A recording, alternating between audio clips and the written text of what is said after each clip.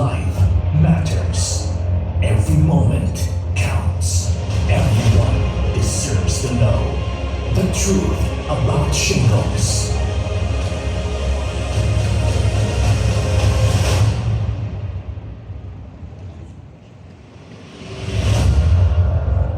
Let's let that sink in. Everybody, it's a serious topic we're going to cover today, ladies and gentlemen. So again, to my friends in the media, I want to just start off with this one question. Sino dito nakakakilala na may mahal sa buhay na nagkaroon ng shingles? Raise your hand. Oh wow, there you go. Did they talk about it? Some yes, some no. Let's get that conversation going. So yes, we are here to educate ourselves and hopefully spread even more awareness because there are ways to prevent it and there are ways to hopefully, like I said, deal with it. So ladies and gentlemen, more than a rash, allow me to say this, more than a rash, shingles has been described as one of the most painful experiences ever. That's why the word debilitating, diba? Weak. Talaga parang wala kang magawa. Can you just imagine what that's like? And it's a reality among many, many people, not just in the Philippines, but in the whole world. And it is underestimated because, like I said, not a lot of people talk about it. So let's get the conversation going, shall we? To start off our program, we give you the GSA Philippines Country Medical Director. A round of applause, please, for Dr. Gio Barana.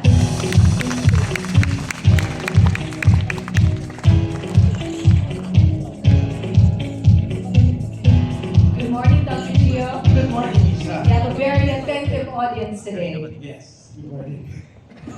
Good morning, everyone. So, sige, tanong muna. Can we raise our hands if any one of you experience labor pain? Wow, dami pala. Or stabbed by knives? Or pierced by needles? O sige, ito na lang. Kahit na violent pinch, kurot, pero more than a month continuously. Ito, I hope not, no? We experience yung chronic cancer pain. But do you know that shingles pain is twice the pain of chronic cancer pain? More than that of the labor pain? Worse than arthritis or even surgical pain. I'd like to welcome you to the launch of Shingles Disease Awareness Campaign here in the Philippines. This is the Philippine version. Today, we gather and shed light on an often overlooked, totoo naman, and debilitating disease that affects millions of people worldwide. Do you know that 1 in 3 can develop shingles globally? And 9 out of 10 carries the virus in you. For those who had shingles, sabi nila, the pain associated with shingles is often described as the worst imaginable pain. It is a pain that can significantly impact the quality of life for those affected. And that shingles sharply increases at the age of 50. And as the global aging population grows, the incidence of herpes zoster is expected to rise. As I stand here, there are 3 important actions that I want to impart. One is know that shingles is a debilitating disease. That adults 50 years and above are at an increased risk of developing shingles. That our immune system weakens as we grow older. We also call it age-related decline in immunity, making us more susceptible in infections. Second action, feel. COVID has taught us that sometimes, or if not most of the time, older adults are more vulnerable in children. And we need to feel as well how pain feels by just looking on those sculptures on your left side. That's the house of pain. And last action is do. I encourage you, our partners in media, to motivate our elderly loved ones, our parents, our grandparents, for those who are 50 years and above, to have conversations with your doctors and ask about shingles. Again, good morning. We are GSK. Like you, our media friends, our experts here, the patients who will share their experiences. Each of us is a puzzle piece. When joined together, makes an impact in creating good patient outcome.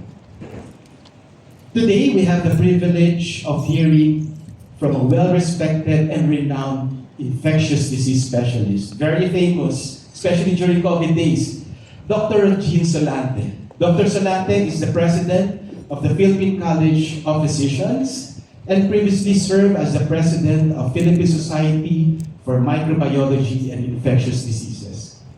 His expertise and insights will provide valuable knowledge to all of us. Again, thank you for joining us today. We hope that through your platforms, we can all work together to raise awareness, prevent the spread of shingles, and improve the health and well-being of Filipinos. Again, please join me in welcoming Dr. Jean Solante.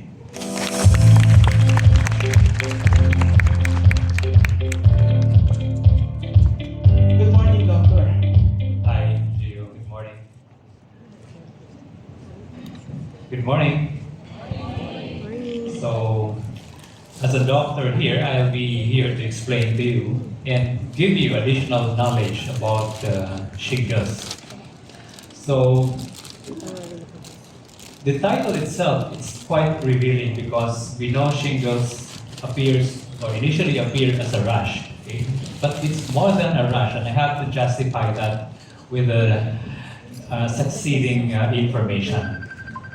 So these are my disclaimer. So how does shingle will start? Okay, any one of you here have varicella or chicken pox in the past? Wow, 80%. So it's not only 50%.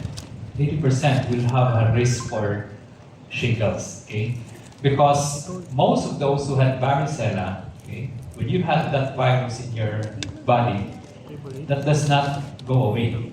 It will stay in your body until the time that when you reach a particular age group, okay, 50 years old, some 40 years old, 50 and above, your immune system goes down, and that's why this virus will reactivate. No? So baka magtatanong kayo, saan ba nagtatago yung virus? Napakagaling naman. Yes, it's a very intelligent virus because it hides in our central nervous system. No? Yung nerve, it goes there without it goes there for a longer period of years. No? And there is a particular vulnerability that virus will reactivate once our immune system goes down. And the most common among that, among those who are 50 years old and above, no? I'm 60 years old, aminin ko, I'm already vulnerable. But any one of you here, maybe less than 50 years old, that doesn't also exempt you from also being vulnerable if you get chicken pox. Okay, so this is just the data telling you globally. No? So these are data coming from different countries, mostly from Western and European countries, that the incidence of zoster increases with age. So dito makikita mo, 40 years old, 30, meron. But once you are 50 years old, it goes up exponentially. The doble ang risk mo. No? Tumataas yan. And then, you see, 70 to 80 years old, mataas pa rin. If you look at how this pan out in terms of kung meron kang zoster in this age group, 50, 60, 70, 80, you also are prone to develop the complications of zoster, which is the PHN, no? Post-herpetic neuralgia. Later on, I will explain to you what is post-herpetic neuralgia. So, which means na kung magka-zoster ka in this age group, mataas din ang komplikasyon mo that will have that effect of the zoster even after 3 months or 4 months of having the zoster, no? Yung post-herpetic neuralgia. This is our own data in the Philippines. So I'm just looking at how age group, which among this age group, ano yung pinakamataas na age group na nag-uumpisa na mataas ang kaso, no? Let's say 50 to 59 years old. Estimated population here is 9 million. How many of those had zoster out of the 9 million? That's 2 million. And that's 24% of cases.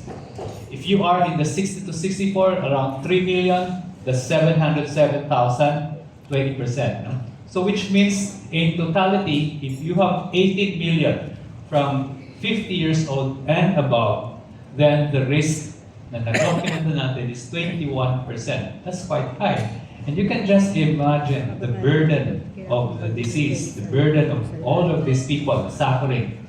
You can imagine your Lola, 65, 69, 70 years old, having zoster. So horrible. No? And I have experienced that also with my grandmother.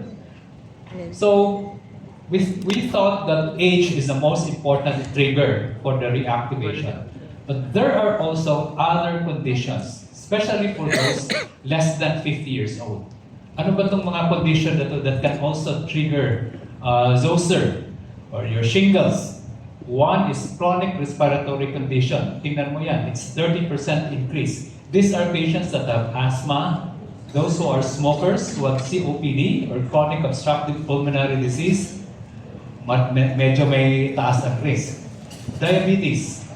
I think all of you here know or have friends, or some of us here are diabetic. Even if you're 50 years old and less, basta meron pang diabetes, pwede kang magka-shingles. Those who had COVID-19 infection, no? I was discussing it with our dermatologist kanina, why there are a lot of these cases now having shingles.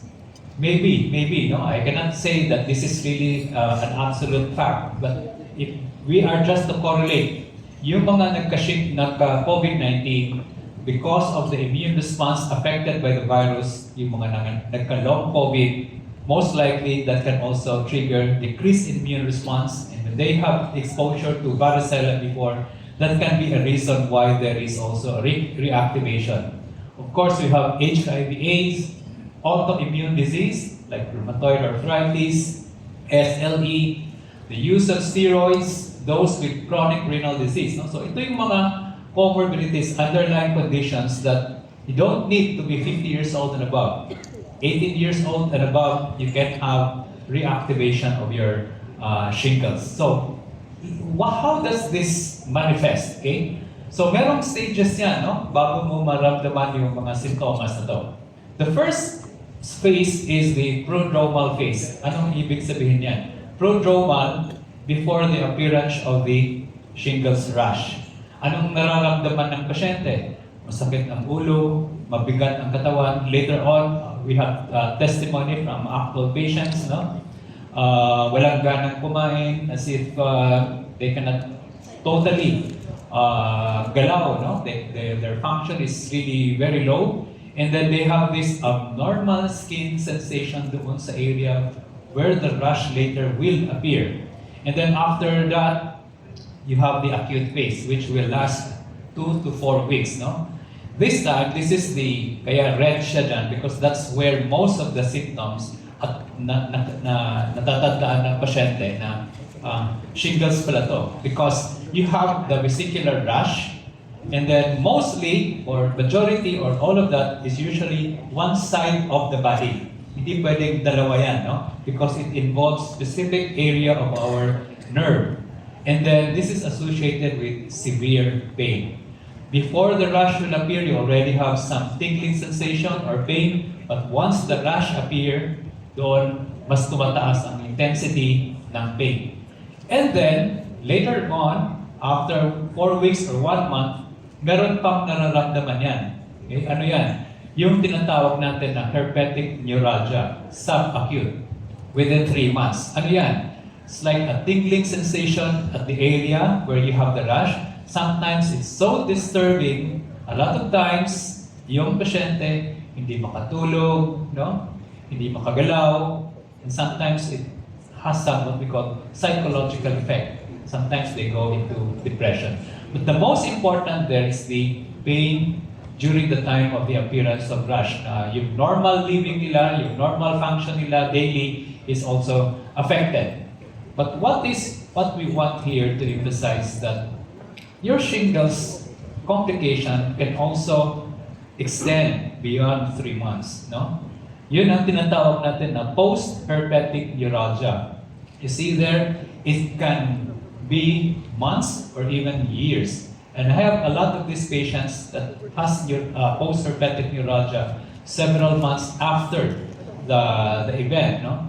Most of them are the elderly population and those who are immunocompromised. So that's something of morbidity dahil nga marami siyang naramdaman, meron ding effects sa kanyang daily living. Okay, so just to graphically illustrate to you how does the rash of shingles will appear.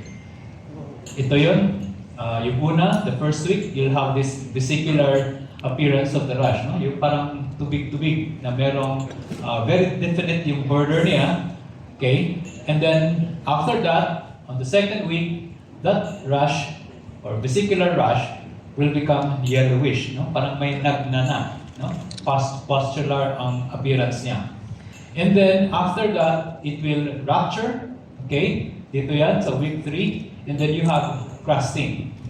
Sometimes with crusting, you'll also have an infection sa skin. And you need antibiotic. You give antibiotic para hindi lang magiging severe skin infection. Now, it doesn't end there because once you have the scarring of the crusting, then you also have the scarring. If you have to scratch that, it can also cause yung pekla. Okay? As much as possible, you advise patient not to touch it, not to scratch it kasi baka magka-peklat and it will cause some deformity doon sa area ng skin. No?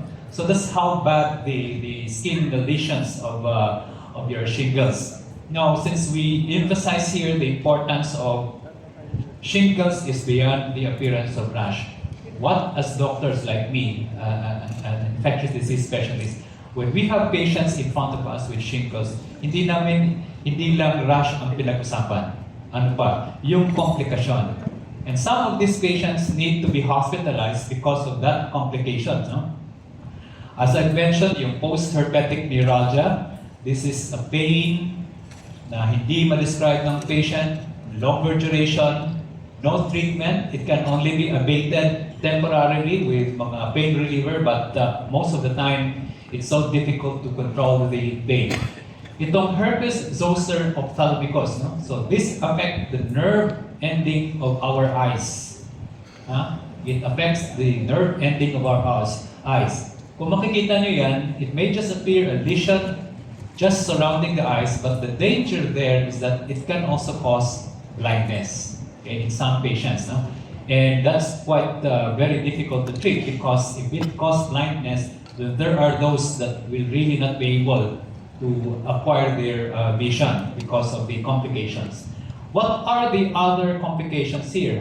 It can be causing disseminated disease. One of that is it can also cause inflammation of the brain. We call it encephalitis. Okay?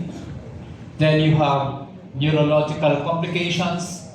Yung Ramsay-Hunt syndrome is paralysis of half of the face. At the same time, you cannot also, your hearing will also be distorted. Okay? We saw some of the patient. Most of these patients are really the elderly population. Then yung Bell's palsy, there is weakness of the one side of the face, and then cardiovascular and cerebrovascular event. No? I would like to just focus on this, no? Yung cerebrovascular disease. How many of you have seen a patient with stroke? Stroke. 1, 2, 3. Do you know that there is now a direct correlation of shingles with stroke? Because the virus can also penetrate the blood vessel where it will transfuse or where it will feed our brain. Okay? So hindi ka hypertensive, hindi yung nag-bleed, hindi. It's not. It's just really about the virus causing that stroke that is so common now among the age group 50 years old and above that they present with stroke. They are not hypertensive, but it's an effect of shingles. Okay? So here, this is some of the regional data, no? Philippines, Singapore, Thailand. Now, how common is these complications? Like post-herpetic neuralgia can be as low as 6.3 to 15%. no? Singapore, Thailand, and then you have Philippines. Herpes zoster ophthalmicus, involvement of the eye can be as low as 4.98% to 14.9%. So meaning this is something that we always have to remind everyone. The fear that anyone can get these complications if you will not be able to be managed properly. No? And then bacterial infection, and then proportion of all patients with other zoster complications. Okay. So I would like you to focus on this. Bakit ba natin ito pinapakita? Okay? Because shingles, aside from the complications, there are also impact on the quality of life. And this is a good study. This was done in 2010. And I can remember this study was done because this was the time when the CDC was about to approve the vaccine for that, no? To encourage people in the United States to get vaccinated during the time. So look at the reported impact on quality of life. Alteration of sleep is the most common. Hindi nakakatulog ng maigi. Enjoyment of life. How can you enjoy life? When you walk, you have pain. And when you walk also, when you have history of shingles, you have scar in your face. So it can affect you. General activities. Daily general activities. Your mood. Diba? Sabi ko kanina, we have patients with depression because of the effect of the neuralgia. Normal work is also affected.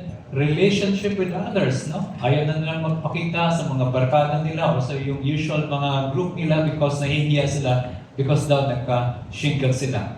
And then walking abilities because of the neurological complications. So this is beyond the rash. This is beyond everything that we know about shingles. We need to know what other things that can also impact life. So in summary, herpes zoster is a common, very painful, and potentially debilitating illness.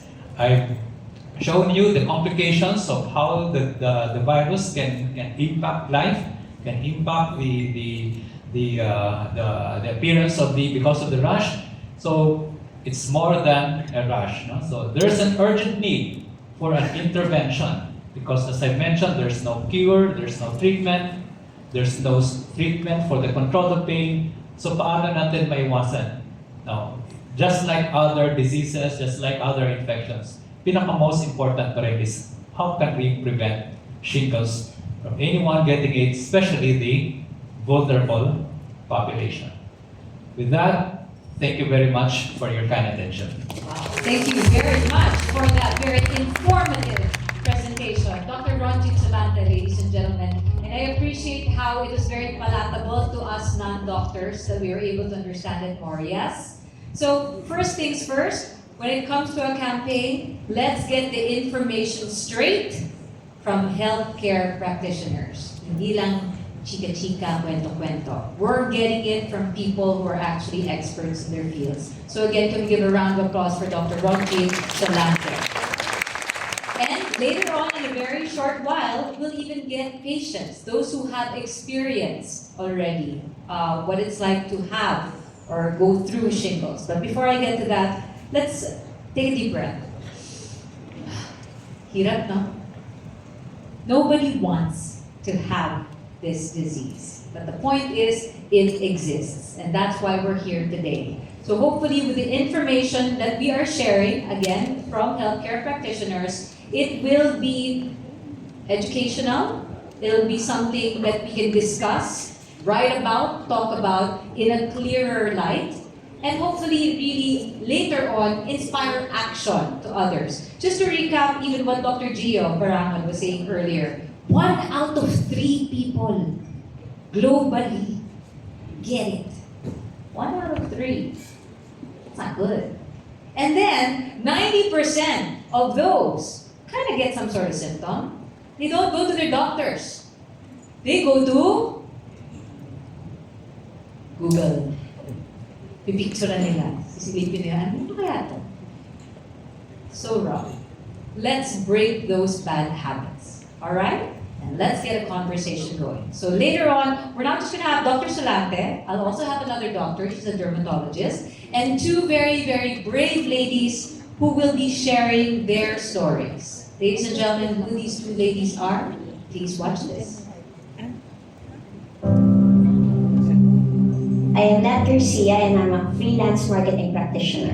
I've never had any serious illnesses. Sabi ko, bakit ako biglang nagka-shingles? Ako po si Karen Davila, isa akong mamamahayag. The first time I experienced shingles, naramdaman ko na lang napakasakit ng ulo ko. Tapos napansin ko parang may mga bulutong na lumalabas dito sa right side of my head. My legs started getting really painful. Parang may blade sa loob, tapos nakayod niya yung laman sa loob. The second time when it recurred, ang affected was yung left breast ko naman. Pain was instant na mainit na matalas, marami. I've had it twice. I felt depressed, scared, and honestly ashamed. I would not want anybody to experience that. No matter how healthy you are, you're not really sure about what diseases are out there. When you come out of shingles pain-free, not deformed, you are eternally grateful to the Lord. If you can avoid shingles, avoid it. It really puts your life on hold. Pag may naramdaman kayo, may nakita kayong kakaiba sa katawan nyo, consult your doctor. It really helps when you consult with a doctor. Before I introduce these two very brave ladies, I'd like to invite on stage a board-certified dermatologist. She graduated Doctor of Medicine from the University of East Ramon Magsaysay Memorial Medical Center and completed her dermatology residency at the Skin and Cancer Foundation, Inc. She's a fellow at the Philippine Dermatological Society and currently practices at the Derm HQ and Boutique MD. She is affiliated with the Asian Hospital and Medical Center and is a clinical instructor at the Skin and Cancer Foundation, Inc. Dermatology Residency Program. Her other interests include aesthetic and procedural dermatology, like cosmeceuticals, injectables, lasers, and energy-based devices. Please say hello to Dr. Gail Robredo Vitas. And I'd like to call back on stage Dr. Ronjin Solante, our two doctors. Let's get comfortable. Hi, Dr. Gail. Nice to see you again. And of course, completing our panel from the screen to the stage. A round of applause, please, for Ms. Karen Davila and Ms. Jeanette Garcia. Hi, Dr. Solante. Let's get comfortable.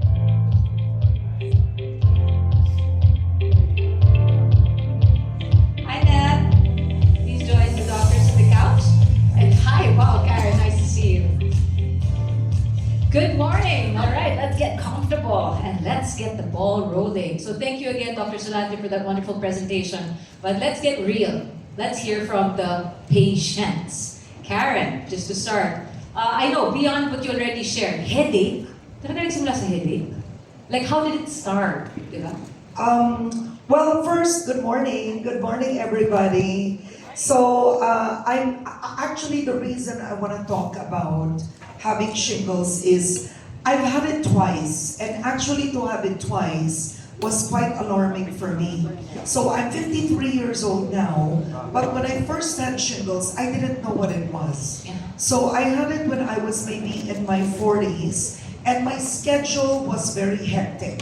So I was doing a morning show, I was doing a weekly show, I was doing a radio show, and I was doing a late night newscast. Lagare. Yeah, that's the word. And I barely slept. I think it was maybe 4 or 5 hours. And then suddenly, actually the first time I had it, it came out on my forehead. It was here. And I didn't know what it was at all. So the first person I called was a dermatologist. Yes. Because it comes out in your Skin skin. concern. And when the dermatologist told me that you have shingles, because I thought it was pimples or I don't know, something weird, but it was very, very painful. The pain that I associate shingles with the first time, when it came out here in my head, it was very scary. Because you were not just having headaches, but it was just an electrifying kind of pain. Because it hides in the nervous system, diba, Yes. Dr. Solante? So I didn't know that, and I was in my 40s then, and a dermatologist then gave me what I have to do. I can't remember it right now, but you would be able to share. But I had to isolate myself at home. I couldn't go to work for 2 weeks. But more than that, I was so scared because I thought I would get blind. I mean, seriously, because I started to Google, right? When I was sick.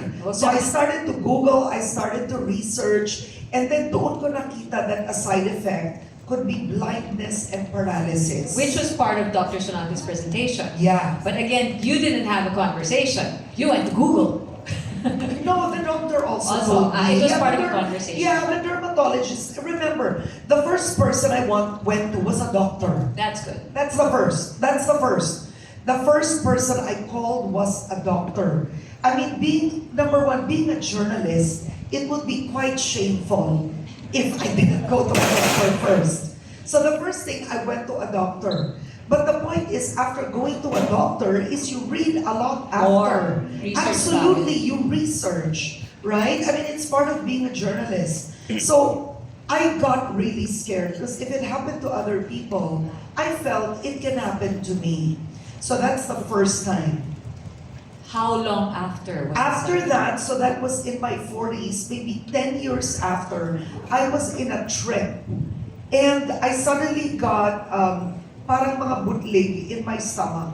So I thought, baka it's an allergy, maybe it's too cold, anything. Then what I did was I took a photo, I sent it to my dermatologist. And the dermatologist told me, Karen, I think I have to see you. It could be shingles again. Again.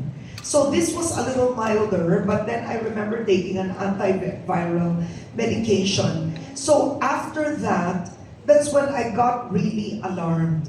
Because yes, I mean, I don't smoke. Fine, I mean, Lack sleep. I lack sleep, but relatively I would consider myself healthy. But I've had an autoimmune disorder. I told Dr. Solante and Doctora when I interviewed them, I did have hyperthyroid when I was much younger. And that, when you treat your thyroid, it becomes an autoimmune disease. Yes. So the reason I came out and I wanted to share is I don't think Filipinos know how dangerous shingles is. I don't think many people know. The first time I had it, I was so ashamed because when you read it, you think it's related to sex. Really? Because of the word herpes. Exactly. Because of the word herpes. Yeah, in the beginning, right? So, But even singaw is herpes, by the way. yes, So you know. that's good trivia, right? So I think that's why I want to share my experience is because I really think Filipinos, especially at a certain age, I think I got it much earlier in my 40s, but I think that it's something you can't ignore.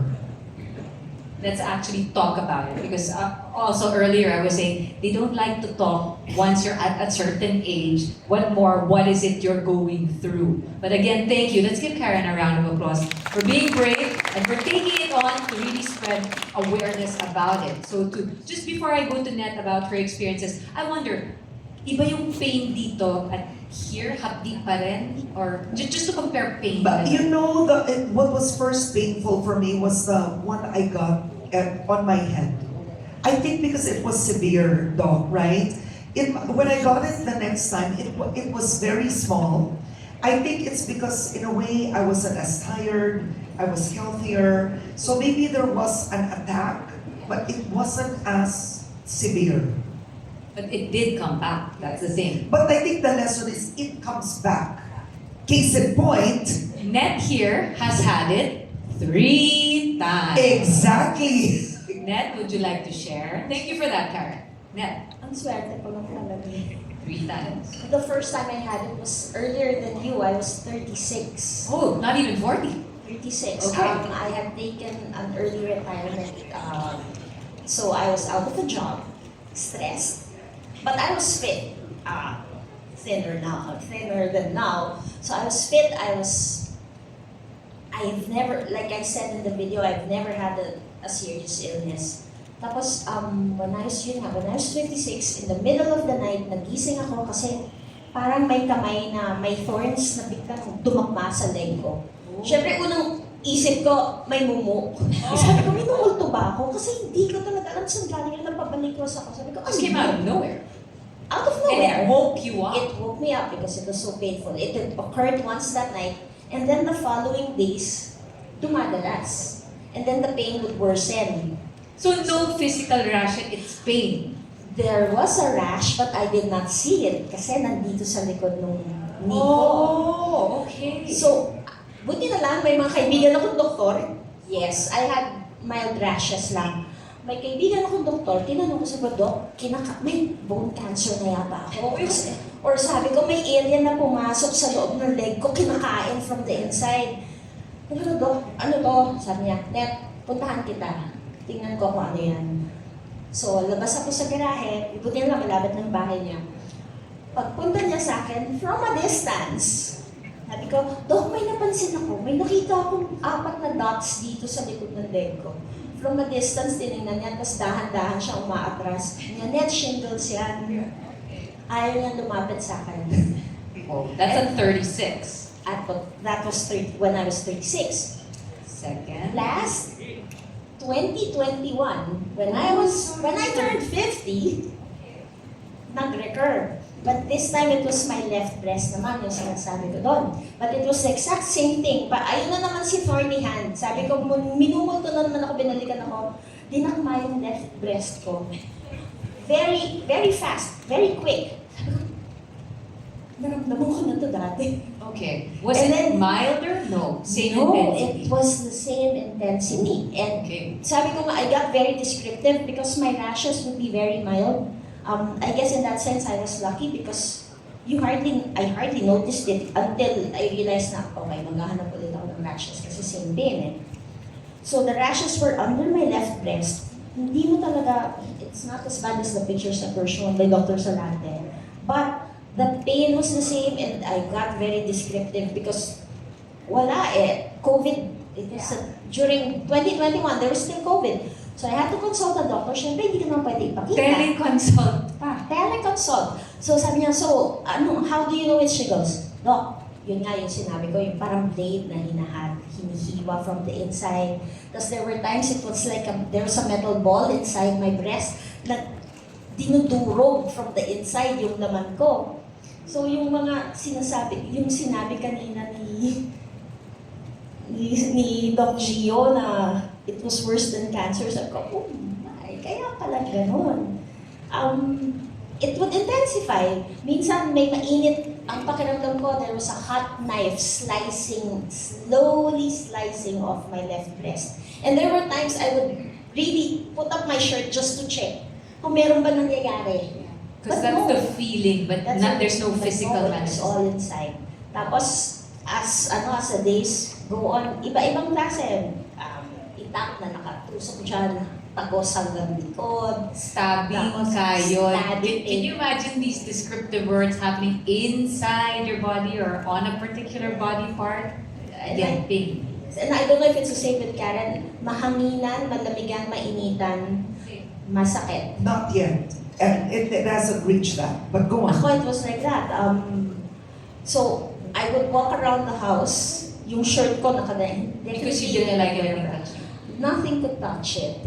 Sudden movements would hurt. I couldn't go out of the house. I couldn't drive. I couldn't cook. I couldn't do. Sabi ko for 3 months, my life was on hold. And even the medication at the time that was given to me, ang effect naman nun, I was groggy all the time. I was To sedate you from the Yeah, pain. because the pain is the kind that you don't squirm with pain. Ako, I would freeze. Talagang I would stop moving kasi kailangan dumaan yung pain. Hindi ako pwedeng gumalaw. And that was bad because it was making my muscles contract daw, doctor. Yun yung sabi sa akin ng doctor ko. So, the medicine that was given to me were anticonvulsants and anti-epileptic It was that meds. experience. Plus, painkillers. Yes. So, dagdag pa yun on top of that. So, groggy all the time, bangag all the time. Net, from 36 years old to 50, First, third. Oh, when I turned 51, and then when I turned 52. So technically, 4 times, yeah. But the one last year, ang sabi sa akin, post-herpetic neuralgia na daw. Kasi wala na talagang rash. It was But it just was the the pain. feeling that It was stayed. just the pain, yeah. Wow, thank you. Again, Karen, Ned, thank you for sharing that. It's not easy, I'm sure, as we saw, to talk about it. And we can only just try to imagine what the actual feeling is like. But I wanted to tell you, with your reaction, it should be easy. Why wouldn't it be easy to talk about it? I mean, what's the big deal? You get sick, you get well, right? So I think it's also, we have to be careful with reactions on, it's not easy, oh, it's brave. Then it makes it more difficult to talk about it. It's a fact. Thank you, Karen. It's like if you get sick, right? And then you recover, that's it. It's nothing different from chicken pox, or you get the measles, or Fever. you get COVID, Yeah. which can kill you. The only difference with shingles is there's a lack of information about it. And that's why we are talking about it. Thank you. Thank you very much for that, Karen. So, moving to the first doctor you go to, which you both went to, a dermatologist. You don't necessarily go first for infectious disease because it is a skin manifestation. Dr. Robredo, how can you tell? Because some will say, like, 4 dots, unless you really remember what it was like when you had chicken pox, na too big. But it didn't necessarily come out that way. So how do you tell? How can you tell? Yeah, actually, that's right, Karen. A lot of my patients who have had shingles, they really come see us. Kasi nga rash siya. But during the interview, syempre we ask when did it start? Usually, before the rashes appear, may pain na talaga. So it's pain. It's Yes, the pain burning, factor. pain, sharp, everything that they said earlier. And then the rashes start to appear. First, red lang siya, like a normal rash. And then as it progresses, they turn into vesicles and blisters. But one thing that is very unusual kasi that makes it unique is it's only affecting one side of the body. And doctors natin It's not mentioned all earlier, over. no. That's another Meron way tayong to term na diagnose. tinatawag dermatome. So, sa body kasi natin, may mga levels yan eh, where the nerves sort of distribute. And it affects about 2 dermatomes only on one side of the body. So pag andun yun, yung pain, sharp, burning, stinging sensation, rashes that turn into fluid-filled blisters and vesicles, affecting only one side of the body and not all. So yun yung characteristics na parang, okay, that's... Dr. Gil, can you so if you're saying one side, it's literally half. It's either the right side or the left side of the sternum. Yep, it doesn't cross over. So yun yung very, very unique characteristic ng shingles. And I was telling, kanina nagkakantuhan kami, I first experienced shingles, not me my dad. Dad ko yung You diagnosed your dad? Hindi, I was only 11, 12. And at that time, hindi namin alam kung ano siya. Kala namin, I don't know if you're from Natabara, nakulam or something, mga ganon. And I remember I was the one pa-cleaning the wounds, ganyan. And then after a few days, nagka-chicken pox na. Yeah, ganun siya, that's how it happened. And then my dad said, I think that we should also demystify it, all right? Yes. Shingles is chicken pox. It is. For I mean, older, for that's the adults. point. I think that it's not like an alien disease here, guys. And It's most technically kids. chicken pox. And then once you have chicken pox, so which most of the population gets, the virus lives in your body. Reawaken.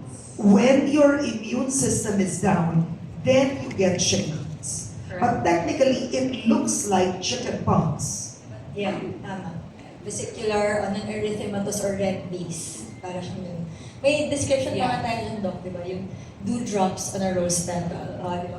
Magandang pakinggan. Dewdrops on a rose petal. Kasi para talaga siyang red yung background niya, tapos may mga tubig-tubig siya. Ganun yung itsura.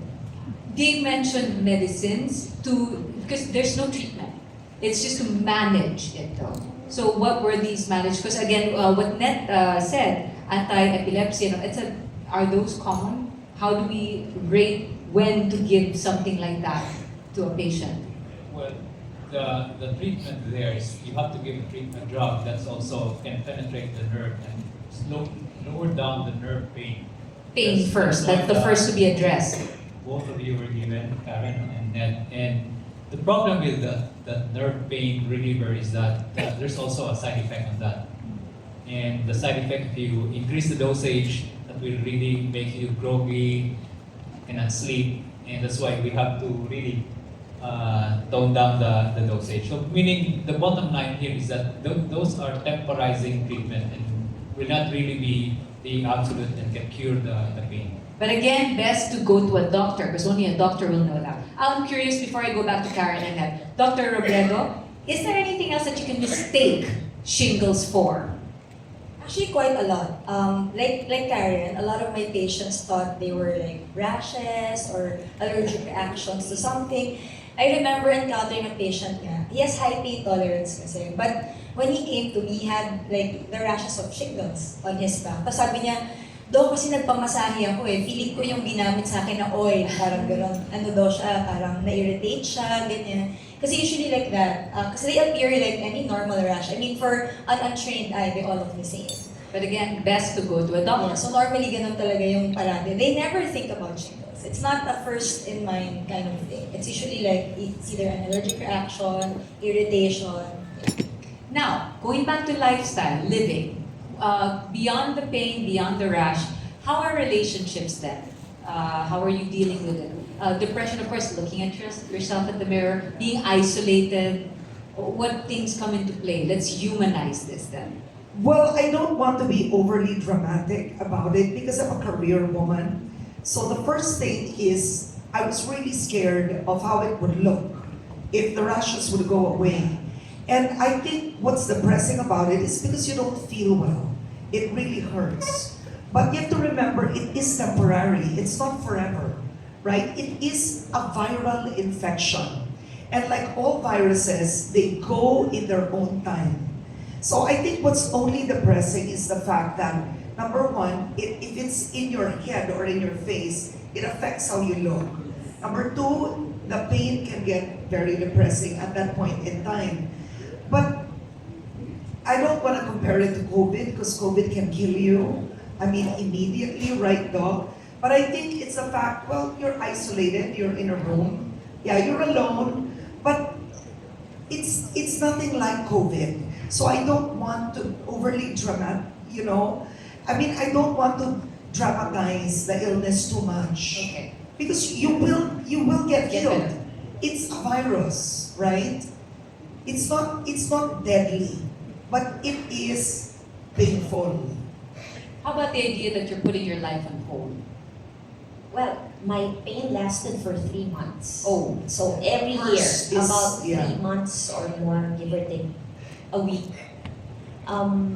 So everything's put on hold. I couldn't go out, like especially during the time of COVID. Nung time na pwede na sanang lumabas, my friends were calling me, hindi ako pwede lumabas, hindi ako pwede mag-drive. Kasi yung gamot ko naman, Doc, di ba tama? Nakakahilo, tapos ano siya nakakabangag. Yun yung ano ko talaga. So you can even have a conversation as much as you like. Can, but I probably not remember In and what out. I said. And then pag nagdadrive ako, nag-try ako mag-drive, di ba? Nag-try ako mag-drive, na-distract ako, may nakita ko, may bagong bukas. Nakalimutan ko na nagdadrive ako. Dire-diretso ako. Buti na lang may COVID, wala pa masyado sa sasakyan. Pero dire-diretso ako. Ako nakatingin ako doon sa tindahan. Tapos twice muntik na masunog yung bahay kasi nagluluto ako. Tapos may naalala ko, ay may kukunin ako. Kasi nakalimutan ko na nagluluto ako.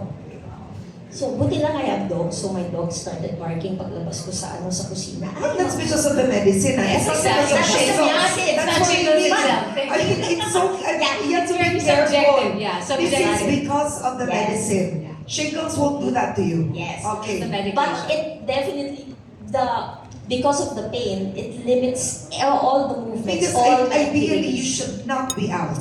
Yes. Right, Doc? Flag her. And it's not just about being out. You shouldn't have been cooking.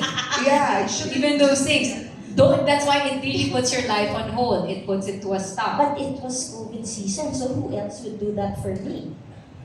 So ako talaga because I had to isolate myself. Kasi I have my mom who's a senior citizen also, so hindi ko siya pwede i-expose din. So wala akong choice. I have to go out, I have to try and live a normal life. Pero hindi talaga pwede, hindi normal eh.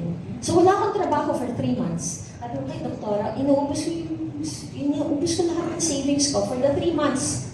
Ubos ang savings mo. There's also the financial aspect. See how it affects lives, and again, it does depend on a case-to-case or a person basis. I'd like to address this one question then. Wait, infectious ang shingles? Chickenpox is infectious, but what about shingles? Okay, it is not infectious, no, because It's not. it's not infectious. Shingles is coming from the chickenpox. So once you have, like for example, if you have the shingles now, you just can't infect anybody near you or even the immunocompromised, because the reason for that is that it may be transmitted droplet, but it cannot survive much more in our mucosal because it's just a virus. No?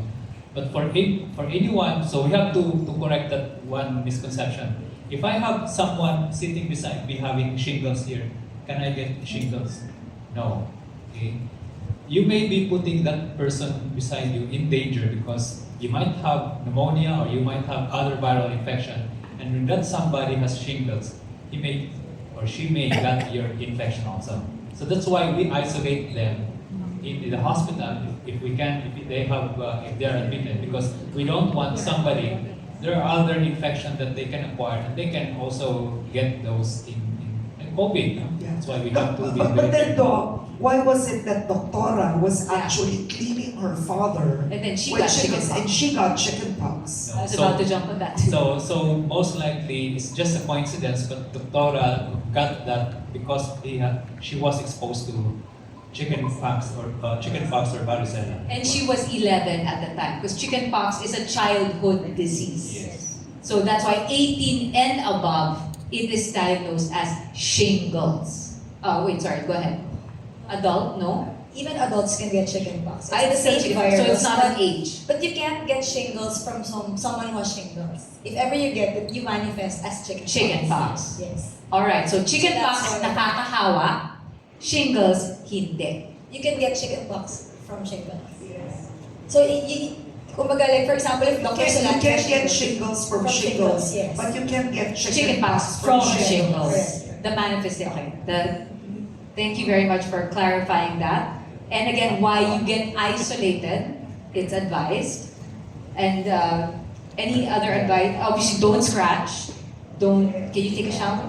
Yes, you can, but as much as possible, don't touch or scratch the lesion because really the severe scarring can also cause deformity of the skin. Okay, what if you've never had chickenpox?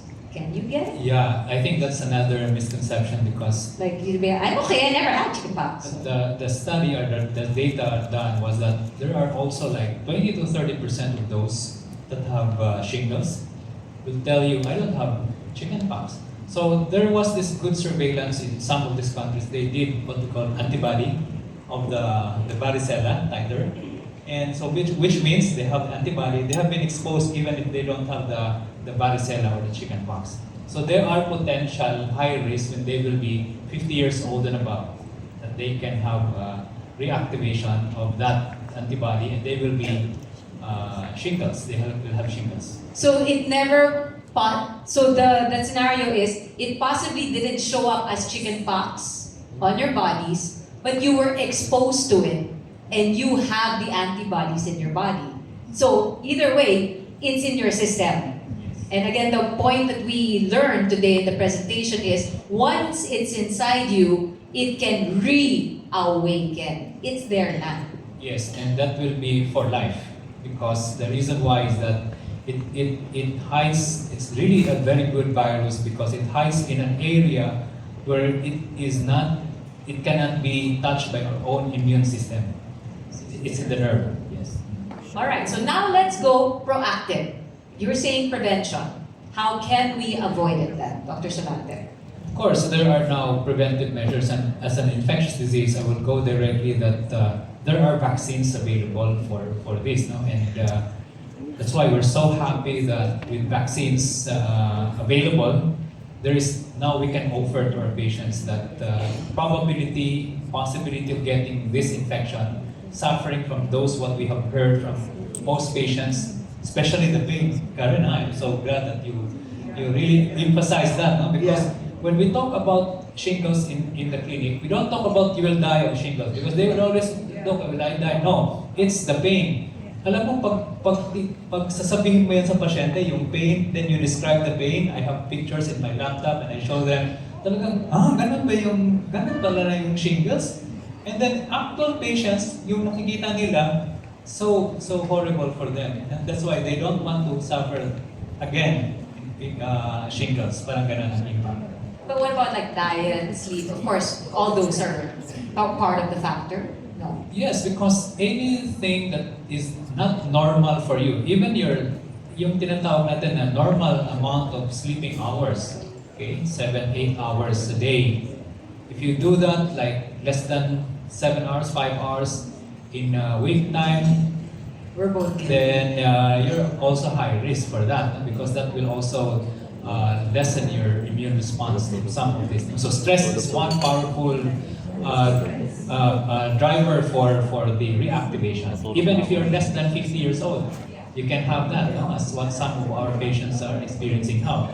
Wala silang mga comorbidities, tapos magtataka sila, bakit ganito, nangyari shingles? I thought it's about an immune system malfunction or dysfunction. So we go, what's your work? Call center. I work in the ganito. So that's the reason why you have that. So here's the thing, a lot of people actually don't think they'll get shingles. 49% think that they are unlikely to acquire shingles. But after hearing the stories from Doc na, call center agent, you're not getting enough sleep and all these, anyone, we're really at the point that anyone can get it. But as Karen was saying, it's just something we can be aware of and deal with. And that's why, Karen, you actually have a documentary. No, so what we're doing, we are doing an information, it's not, documentary is too long, but an information awareness packet, right? That for people to understand what it is. And ako personally, when you ask what should be done, I personally vaccination is quite controversial. We know that, right? But ako specifically, I had myself vaccinated already against shingles because, and you have to do it twice. So that's the thing. It's not a one-time vaccination. There's a period, Doc, no? Is it after 6 months first and then? Within 6 months. Within 6 months. So the first thing I did, after finding out that I had shingles twice and then meeting someone who had shingles thrice. Four 3 plus 1. 4 times is I immediately had myself vaccinated. But I think you should consult your doctor when it comes to that, if you need it, if you should do it. So at the end of the day, it's your prerogative. Yes, It's your choice. it's really speaking with your doctor. So that you can make an informed decision. And I like that you're doing this information packet, because we should continue this conversation. Net thoughts on that, continuing the conversation, continuing this advocacy to awareness. Nagpapakuna ka na ba? Oh my gosh! Sabi ko, nasanay na ako sa pain. Oh my, But don't live definitely- with that. Don't live with that. But definitely- Don't do that to yourself. But definitely, discussing this with your doctor is very important. And I think, you mentioned this, Isa, kanina, yung mga Pilipino kasi hindi nag-share. My mom also had shingles and I didn't know until I saw that she was bent over in pain. Sabi ko, paano nangyari sa'yo? Within your own family members. And she went and talked, kasi Yeah. tinitiis. I think the elders, titiisin nila, nag-painkiller naman ako, kaya ko pa, ganyan. And it was when I took her to the doctor, tsaka lang namin alam na it was shingles. And I think aside from going to a doctor, it's also sharing all the information that you can. Especially, I think, at my age, my body's going through all these things. If ever there's anything new that I feel, ay ikukwento ko kay Doc yan. Wala akong pakialam kung dala ko ng daldal kay Doc. The more information I share, the better. I want to share this because pinagalitan ako ng doktor ko kasi to help numb the pain, I would sleep with an ice pack on my breast. And it was bad. My doctor told me, bakit? Why are you doing that? It worsens the condition because you're making your muscles harder. Lalo mong sinastress yung muscles mo.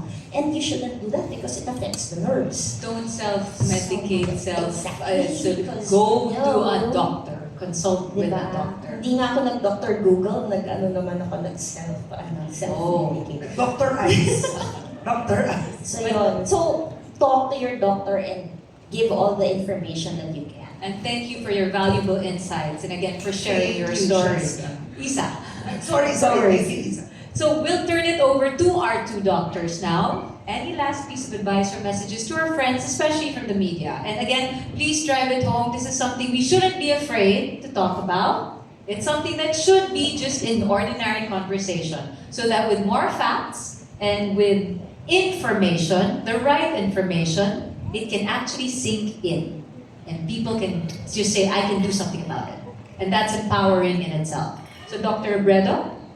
Yeah, I think it's important lang to give the right information. Kasi coming from the province, ang dami talagang beliefs. Like, Kulang yun. Buti nga, Yeah, and binigyan I would get patients from the province na parang, Dok, kaya ako pumunta kasi pag umikot na siya sa katawan ko, mamamatay na ako. May mga ganun silang beliefs na parang, it's like, sawa pa nga yung tawag nila, it goes around your body and it wraps around and then it kills you. So, I guess, now knowing more information about it, you can help us spread awareness and to just give the right information to patients so that they would consult if ever they experience those things. Thank you. And Dr. Solante? Yes, I highly appreciated the testimony of Karen. I think that is really more than enough for you to realize how bad is shingles.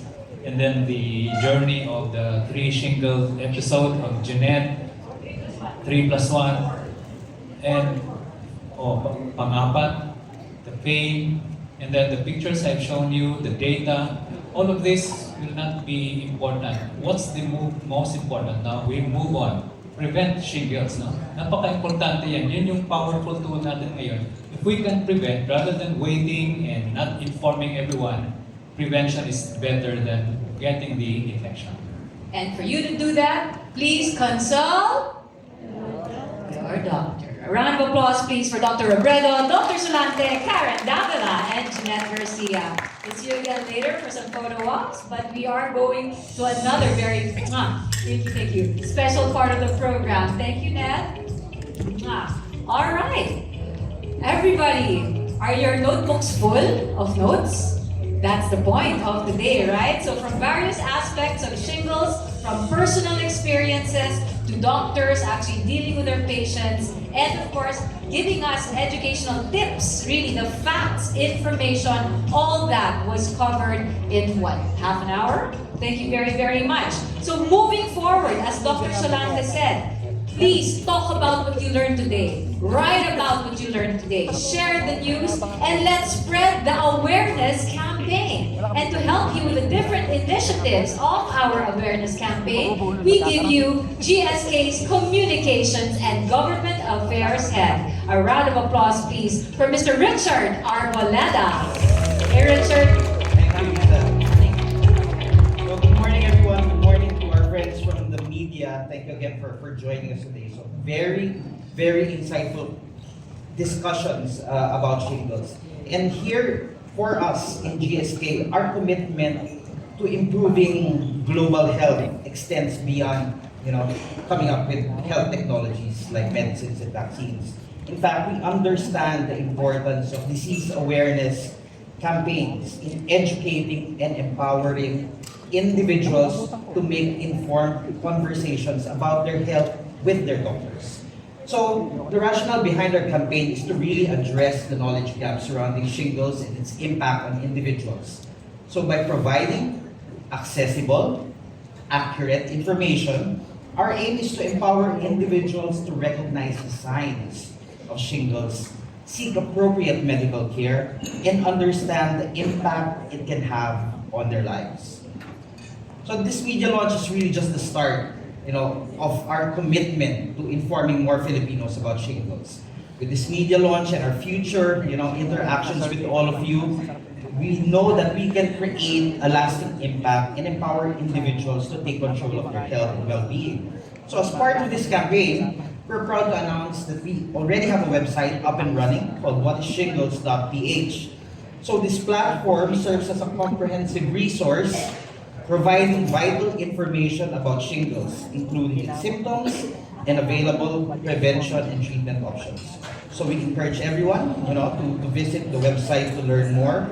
The QR code is going to be flashed on the screen, but there are QR codes at your tables. You can use that as well. In GSK, we're also a big believer in the power of art to evoke emotions, to tell stories, and create meaningful connections. Which is why our disease awareness campaign on shingles, we commissioned a sculptor, Mr. Paolo Guerrero, to depict the debilitating pain associated with this condition. You can see some sculptures at the back, at the side. So through these sculptures, we hope to highlight the physical and emotional toll that shingles can have on a person's well-being. So we want to create, these pieces as conversation starters where individuals can learn about the impact of shingles and support those who are affected, as well as those who are at risk of being affected. So do check out the Gallery of Pain after this event. And in GSK, we're also a firm believer in the power of personal stories to create awareness and drive meaningful change. Which is why, as mentioned by Karen earlier, we are working with her, collaborating with her for that packet, that information packet, and that information packet will be bannered by a YouTube vlog that she will be producing and posting on her YouTube channel, which chronicles her own journey as well as the journey of Net and several other patients who have gone through the disease, as well as, of course, very important always to have the doctors sharing relevant information about the disease. So please watch out for it on Karen's YouTube channel very, very soon. Okay, so at this point, I would like to show you on the screen a compelling campaign video that will be shared on various social media platforms. You've been seeing Sabi Nila right in front, on the screen, in the invites that was sent to you. Ang sabi nila na sinasabi namin dito sa campaign na to is not about chismis. Sinabi ito ng mga pasyenteng katulad ni Karen, pasyenteng katulad ni Net, of what the pain really feels like when you have shingles. So let's watch this. Some say that shingles pain feels like your nerve endings are on fire. Shingles is caused by the reactivation of the chickenpox virus, which most adults carry inside them. Shingles is most common in people aged 50 and over, regardless of how healthy they feel. Ask your doctor about shingles treatment and prevention today, and know more about it on whatishingles.ph. So this will be a TV and video material that we will be airing starting today, actually, on YouTube, Meta, as well as cable. So through this video and all other Sabi Nila initiatives that will follow after that, we hope that it will spark conversations as well as understanding and action among viewers to have that discussion. Pinaka-importante dito, you really have to have that discussion with your doctor who knows you, who understands your risks for any particular disease aside from shingles. So with that, I'd like to really extend our sincere gratitude to all of you and to all those involved in making this campaign a reality. Together, let's work towards a healthier future where individuals are empowered with knowledge and support. So at this point, allow me to invite some of my colleagues in GSK, my boss actually. I'd like to call on GSK General Manager So Yang So on stage. Can I call on our Country Medical Director, Dr. Gio Barangan? Can I call on our Business Unit Director for Vaccines, Archana Rajan? And I would like to call on our Vaccine Consumer Marketing Manager, Rachel Thompson, to join me on stage. So, we just want to symbolize what this gathering really is going to do for patients all over the Philippines, people who don't know about shingles. So today we really gather here not just as individuals, but as a force. A force capable of elevating awareness and understanding against shingles. So in our journey towards a future where no one suffers in silence from the grip of this debilitating disease, we hold on to science and the voice of shingles sufferers to turn ignorance into understanding. Now, I'd like to invite each one of you to join us in a symbolic gesture. Take out your smartphones and activate the flashlight feature. Raise them high, representing our collective dedication to shedding light on the truth about shingles and enlightening the entire Philippines. As we open our flashlights, let us reflect on why we are here today. We are here because we believe in the power of knowledge and awareness. We are here because we understand the impact shingles can have on individuals and their loved ones. So with our lights raised high, let us ignite a beacon of knowledge and compassion. Together, we will make a difference in the lives of those affected by shingles. Thank you. Let us raise our lights high. Let us unite in battle against shingles. Ladies and gentlemen, let us welcome GSK Philippines General Manager for a message, So Yang So. Thank you. I hope the one person fell down. Hopefully he's okay. The GSK, we are one of the leading the pharmaceutical company about the vaccine development. We strongly believe prevention is the best strategy rather than treating disease. After patients' painful diagnosis process and treatment, and if the patient is unlucky, they're going to have a complication which doesn't go away for their life. Therefore, we strongly believe we offer the prevention for the healthy patient or aging population. It is really better financially, and the disease burden itself, and quality of life. Today, we are so grateful having two best key opinion leaders in the infectious disease, Dr. Solente and Dr. Debrado, who gave us the light about shingles, what this disease is about, how devastating patient lives, and this is not some rare disease. 1 out of 3 patients will suffer in any life of their moment, right?